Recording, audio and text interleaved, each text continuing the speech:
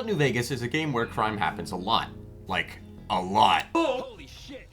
But as I proved with my Cyberpunk video, surely there are some people in the Mojave Wasteland who still try to follow the law, right? So today, I'm gonna take the question that blew me up in the first place and answer it with a new spin. Can you beat Fallout New Vegas without committing any crimes? Before we begin, I'm gonna make the same things clear as I did in the Cyberpunk video.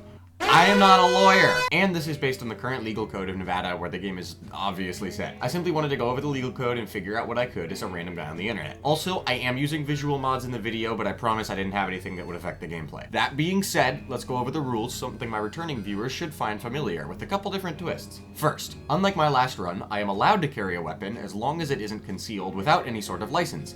Even shotguns and rifles, which is kind of insane. Second, I do still have to buy all guns from shops, however, I can accept guns from people if I am to become a peace officer. More on that later. Third, I can't kill anybody except for in self-defense. Fourth, I can't pick up ground loot or loot bodies, as it's considered stealing. Fifth, I can't hack any terminals unless explicitly told to do so by their owner. Just like last time, I'm not covering every single law I use, as that would be ages and some of them are just common sense. With that being said, let's get started. I wake up and decide to do a different legal expert this run, and set my build to be much less combat-oriented, high charisma to defuse situations, and much lower skills relating to guns. I would have bumped intelligence, but since hacking is off limits, I didn't see much of a point. Since self-defense is my only method of killing, I plan on talking my way through most of the game, hence why I tag speech and barter as my tagged stats, with sneak as a backup. I also take good-natured and trigger discipline, as I figure they both fit the run and will give me a couple of helpful bonuses. Right as the run starts, I have to do something weird. In Nevada, explosives are hard banned basically everywhere, but I start with grenades with a launcher, so in order to keep it going, I make sure to drop them as soon as I leave Doc Mitchell so that they don't come too close to a road. Now, since laser and plasma technology isn't really covered by Nevada's legal code, I figured I would stick to normal weapons, so I go and drop my fancy stuff off at Chet's so I can buy some ammo for my existing guns. I was originally going to do Ghost Town Gunfight to help the people of the town, but I can't start it without shooting the bottles behind the saloon, which is illegal as I'm shooting towards a building. Instead, I start heading down the road to Prim, so I can figure out where the ruffian who shot me in the head went. I opt for the 10mm pistol to start out with due to its solid damage and the fact it's not concealed when I holster it. On the way in, I'm stopped by law enforcement, and being a good citizen, I listen to his orders and go talk to Lieutenant Hayes. I had hoped he would enlist me to go check the situation out, but unfortunately I'm left disappointed. That combined with the officer telling me Prim is off limits means no free XP for me, so I'm off for now. As I make my way down the road, I'm oddly enough only attacked by a single raider, who I kill in self-defense, and I spot the statue and figure I should make my way over to the Mojave outpost so I can get some rep with the NCR, who is the closest thing that the Mojave has to a government and will obviously be my choice for the ending for a couple different reasons. I decide to talk to Ranger Ghost and check out Nipton first, as legally I can't do a ton around here. On the way there, I get detonated by some crooks, and after dispatching them, I let Oliver live for possibly the first time ever in all my hours in New Vegas. Once I arrive, I tell off Wulpes because this guy's been breaking the law, like, severely. Heading back, I turn in the quest for my first level up, taking Swift Learner because nothing else really interested me. I talk to Ranger Jackson, planning to take out the ants, and then come to an unfortunate realization. This is basically me getting hired to clear out insects, something I can't do without a permit. So, once again, I'm forced to just keep moving and hope for greener pastures as I head to Novac. I snag Ranger Station Charlie's waypoint and head into Novac, where I chat with Manny to pick up the Repcon quest line. Seeing as the building is public property, Haversam invites me to the private part, and ghouls are humans technically and attack me first, I could pretty easily clear my way through the exterior and interior of the building without legal repercussion, allowing me to get upstairs and talk to Jason Bray. As I head to the basement, I get jump scared by a random ghoul, and I make my way to Davison stealthily. Finding his dead girlfriend would require killing at least one Nightkin unlawfully, so I instead masterfully eventually sneak past his defenses and just read his terminal instead. Making my way out, I inform Davison there are no stealth boys and go talk to Bright to tell him the good news. Following him to the basement, I take the secret stairs and talk to Haversam so I can go find the pieces needed for the rockets. The thrust control modules are easy as I just buy them off Old Lady Gibson, but the igniting agent is harder. It's located on a dead guy, which counts as theft. However, this is where I get to bring in one of my favorite pieces of New Vegas trivia. If you buy the Repcon model rockets from Cliff Briscoe in Novac, you can actually give them to Haversam to find out that they contain the igniting agent. This lets us complete the quest crimeless, and I watch them jet off into space as I snag my next 2 levels. I head back to Novac and inform Manny the ghouls are gone, and he points me towards Boulder City, last stop before Vegas. Luckily, an NCR lieutenant gives me clearance to go defuse the situation, allowing me to wrap up this quest for another level. Not only that, but Boulder City Showdown snags me another, and I opt to take the first first of the 2 speech perks, starting with Confirmed Bachelor, because this part of the script was written during Pride Month. As I head to Vegas, I pick up the Camp Golf waypoint to go back to later, and then forget about it for the rest of the run. I go through the chaos outside of Camp McCarran and around to the main entrance, where I head into the main building so I can hopefully build up some more reputation before I hit the strip. I was going to work for Datri, but even if a cop were to tell another cop to kill people, I'm not 100% certain on the legality of that, and at the very least it's not in the spirit of the run. Instead, I talk to Sue, who tells me to find them all and interrogate the prisoner. With my higher speech, I opt for the prisoner first, but since I tried to talk to Boyd earlier, I'm pretty sure she bugged out and wouldn't let me.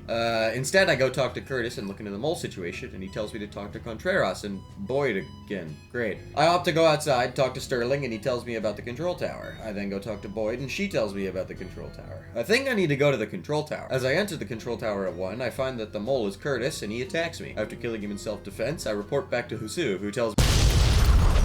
Oops. Seeing as how I can't take the monorail, it looks like I'm going to Freeside. Some self-defense against the fiends, and I make my way to the entrance to Vegas, where I realize the only way I'm getting through here without an illegal fake ID is by paying.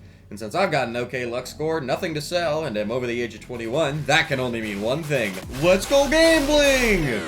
Jackpot!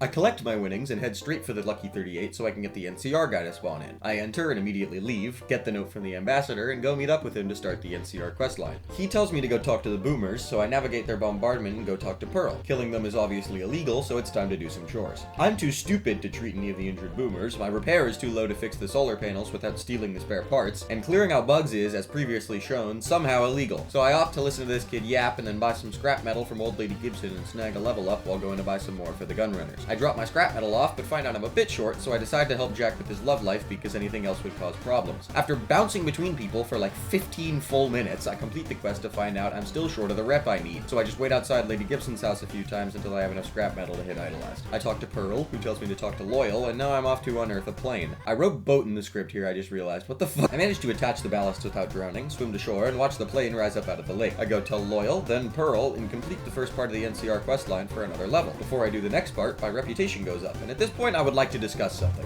With the NCR emergency radio allowing me to call in for backup, as well as the ability to buy the armor of the NCR from the vendor at Camp McCarran, I believe that this means I am considered to be defined as a peace officer in the state of Nevada. This means a few things. First off, I'm hard cut off from the Legion, as now I think this would legally be counted as treason. This isn't a heartbreaking revelation at all, but I figured I should mention it. Second, I can now purchase and use the majority of guns. This is a huge and nice quality of life change and frees up my build a lot, especially considering I am now able to more firmly look into matters of criminal activity. And finally, most importantly of all, I can now have a barrel with a rifle under 16 inches or a shotgun under 18 inches. Cool, I guess. Anyways, I gear up and head back to the ambassador for the next step of the questline. I agree that killing people is in fact bad, so I decide I should get in the King's Good Book instead. I talk my way past Pacer and go start GI Blues, because why would anything ever be as straightforward as asking politely? I go hire Oris, watch him totally kill those guys for real, trust, and then realize I'm too stupid to get any of the clues. The king, unsurprisingly, doesn't like this, so I go buy some mentats from Gamora and do it again. At this point, I realize there's unique dialogue for this. Dialogue that involves me getting my shit kicked in. After a reset or two, I decide to make a tactical retreat and talk to the king for my next assignment. I talk to the king,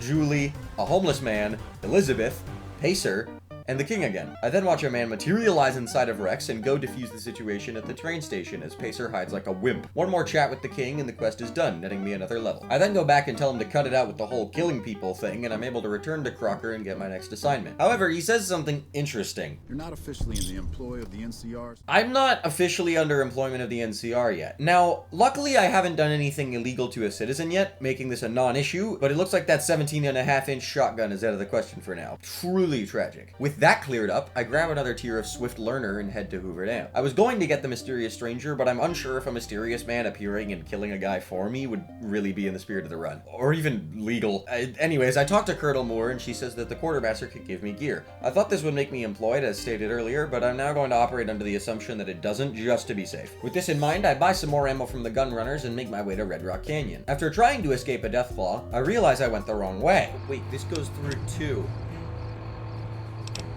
Oh! and go the right way around to the Great Khan's camp, remembering to take off my NCR armor on the way there. After an unsuccessful talk with Papa Khan, I talk to Regis and prepare myself for the long and arduous task of succeeding 3 speech checks and watching a man get murdered. Not illegal to do anything about it since I'm not a cop. Anyways, this for some reason doesn't convince him, so it turns out I am in fact gonna have to do the quest. I go talk to Jack and Diana, rizzing up Jack enough to skip Diana's quest, and carefully make it to Melissa. Regis wouldn't say yes, and Papa Khan was also a hater. And at this point I remembered, I need to get the ledger from Caesar's camp.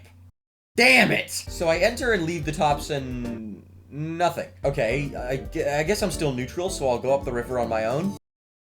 Huh, this might be a problem. So it seems that I need to complete Ring-a-Ding-Ding to get Wolfface to show up, but doing so requires me to either kill Benny, steal from him, or work for House of the Legion. But here's the thing, the NCR questline doesn't require the platinum chip, so hopefully all will be well. I rizz up Swank for his room key, realize that would be trespassing, and just go talk to Benny. I get him to comp me the suite and follow me up, taking his very real offer and killing his goons in self-defense. I then encounter another problem. I still have to search his room. Since I was given the key by a member of staff, I'm going to rule this as not trespassing, but unfortunately, this is the first, at least debatable, crime in the run. I talk to Yes Man for another level up and make my way down and out, where Wolfface finally decides to talk to me. I warp back to Cottonwood Cove, thanking the gods I don't get crimes for not reporting them yet, and make my way over to the fort. I speak to nobody and interact with nothing as I make my way through the camp, simply entering the tent, reading the book, and warping back to Red Rock Canyon, keeping the run pure, mostly. I wake Regis, show him the proof, and enter the Longhouse to meet with Papa. I then rizz him up, tell him to fuck off, and complete the quest, netting me another level up. I take the silent running perk so that stealthing is actually tolerable, and make my way back to the dam, where I'm told to go check on the Omertas. After talking to this lady for some reason, I make my way in and talk to her friend who tells me to talk to Dunkachino. Talking to him gets me nowhere, so I pay the lady from before for his key. This was such a weird fringe case that I wasn't really sure if it was legal or not. From what I could tell, if it was illegal, it was on the hotel's side, not mine. So,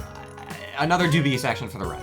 Look, it's New Vegas, okay, sue me. I find and read his secret diary, which embarrasses him into helping me. I rizz Troik into getting rid of the guns for me, skipping another crime, and get absolutely nothing out of Clandon, so I leave and stand in one place for an hour before talking to Cappuccino. Luckily, this skips Clandon entirely, and I go kill the bosses in self-defense by convincing him his friend wanted me to do it. After killing Nero, the quest is done, and I head back to Hoover Dam once again. This is when Moore hits me with a problem. I have to get rid of House. However, I think this can be done crimeless. Debatably. Look, here's the plan. First, borrow the Lucky 38 VIP keycard from Camp Golf. Not technically a crime, as I will give it back. We encounter the Schrodinger's crime problem of it being physically adhered to my body, but I can remove it and put it back with the console commands, providing the same effect in getting around it. Or you can count that as cheating and I did a crime, and your call. Second, use House's earlier hospitality as legal grounds to enter the Lucky 38 without it being trespassing. Third, open the way into House's primary chamber using a stealth boy so that he doesn't see me and tell me to leave. Fourth, put House back in the pod without controls. Not murder, but solves the quest. Foolproof, except for the whole multiple legally dubious points thing. But Krampus! I can hear some of you eager commenters saying, how will you get a stealth boy? It's hard to find a vendor who sells one consistently. Wrong, my dear viewer, for I found a loophole you won't believe. Technically. I don't know why I'm doing this in a wizard voice. Check this out. I head back to Prim since I'm not a civilian anymore, kind of, and use Good Samaritan laws to save the deputy. I talk to him, then the NCR guys, and get them to take control of Prim. I wait a while, I come back, I deal with this chick, I wait some more, and now, for the fun part, gambling!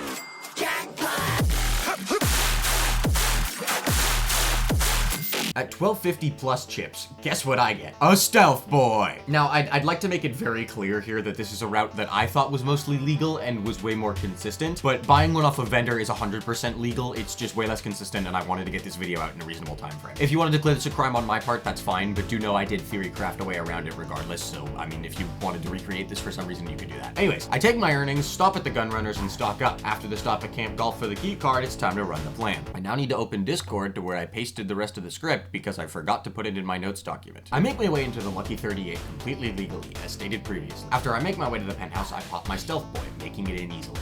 Smooth. That didn't work at all, actually. Why is that in this fucking script? I make my way into the chamber and put my house. I make my way into the chamber and put House back into the pot again. Good as new. With that, House is out of the picture without any laws being broken. not too shabby if I do say so myself. I make my way back to the embassy, realize that's not where I'm going, and go to the dam to chat with Moore. Thus begins the quest to handle the Brotherhood of Steel, the main reason I chose the NCR. As I'm walking to their base, I'd like to explain this choice. See, those of you familiar with Fallout New Vegas probably know that you can side with Yes Man, meet all the groups, and then immediately start the Battle of Hoover Dam. This is, in my professional YouTube opinion, fucking boring. Not only that, but it makes it way harder, and as I've established previously, I suck at games. But if I were to side with House, the Brotherhood would have to be detonated. This would kill hundreds of innocent people and definitely jack up the crime counter substantially. Now, since Legion is objectively the worst option from a morality standpoint, let alone legality, that left me with the NCR, which brings us to the current moment where I go tell the NCR Ranger that there's ne'er-do-wells around, he leaves, and the Brotherhood trusts me enough to take off the aforementioned bomb collar. I watch McNamara get stuck on a chair, then send me on a fetch quest, but not before Hardin tries to get me to join his mutiny. I decline. Luckily for me, most of the things I need to fetch are easy, and seeing as McNamara is the superior of these paladins, I believe that the things they hold are legally his, and retrieving them for him is justified. I head east and pick up the first holotape off the dead guy in the crater, then run into Neil out of nowhere. I go back to my old friends the Boomers and snag another holotape from their bomb fields, then make my way through RepCon, as it's public space I'm allowed to enter via their acting security guard robot things. I do have to borrow this key card to continue though, which it hits on Schrodinger's crime again. Sorry if it bothers you. I grab the last holotape and head back to McNamara, who sends me on what is essentially another fetch quest, though this time fully legal. I've reached a lull in the script and I promised the most annoying person I know that I would do it, so here's Ukrainian Victor again. Not funny, right? Everybody can blame my good friend Clover. I'm gonna put their account on screen. Everybody make fun of this guy in the comments of this video and the last video. Fuck you! I go talk to McNamara for a fourth time, and in the words of our Lord and Savior H. Bomber guy, I need you to go on this important quest for me. Our air conditioner's broken. I start with the one in Vault 3, since the residents there, as far as I know, are just giving it to me since I'm invited in and I just take it in plain sight and they don't say anything. As I practice self-defense in Vault 11, I'd like to talk about something that will be invaluable in stopping me from getting more crimes. Escheatment. Escheatment? Escheatment. Escheatment. To TLDR a shitload of legal code. If someone has literally no family members when they die, their belongings go to the state. Seeing as how all the members of the 2 vaults I need to loot were killed, and I'm a member of the NCR, this means I am actually allowed to take these for state-related goals, namely befriending the Brotherhood of Steel. Vault 22, however, has a completely different problem. I can't legally kill the plants. So after a harrowing hour-long trek through this green hell I found myself in, I finally acquire the last piece I need, and make my way all the way back to Lorenzo before a chat with McNamara. This finally snags me another level up, and I get the fast metabolism perk so I can get more of the expensive-ass stim packs I keep needing to waste all my caps on. McNamara gives me the green light on helping us at the dam, and I report back to Moore, who is just overjoyed by the news. With that, it's time to do what every American citizen dreams of, saving the president's life. Well, maybe not every citizen. Or most, actually. National unrest and looming economic doom aside, I go talk to Grant, who puts me to sleep against my will. I simply look at the ketchup on the floor, start the proceeds, and stop both the sniper and the knife guy. With that, I talk to Moore and begin the Battle of Hoover Dam. Unfortunately, this is where the run's kind of irrelevant. A full-on assault means I'm basically defending state property and pretty much anything goes. Just for good measure, I decide to not do the bonus objective and only kill people who shoot me, which means it's still, luckily for you guys, a pain in the ass to get through. I then use the points I've accumulated in speech and barter to talk Leggett Linnaeus down, proving that yes, you can beat Fallout New Vegas without committing any crimes. Mostly. Hey guys, sorry for the wait in between video uploads. I went on a vacation for a full 2 weeks and couldn't do a whole lot when I was out. As a result, much like last time, this one's gonna be a bit lower quality, but I promise I'll be much freer going forward and my videos should become better as time goes on. On a similar note, I've been debating streaming my challenge runs for you guys to see in my spare time. Is that something you'd be interested in? Feel free to let me know in the comments. I'm not doing much else and I would love to interact more with you guys. It's super cool that I actually get to do something that I really enjoy and, you know, like, I like you guys, you know? Stuff like that. Anyways, same shtick as usual. Got any run ideas? Leave them in the comments. Smash that like and subscribe button. And most importantly, thank you so much for watching. Peace.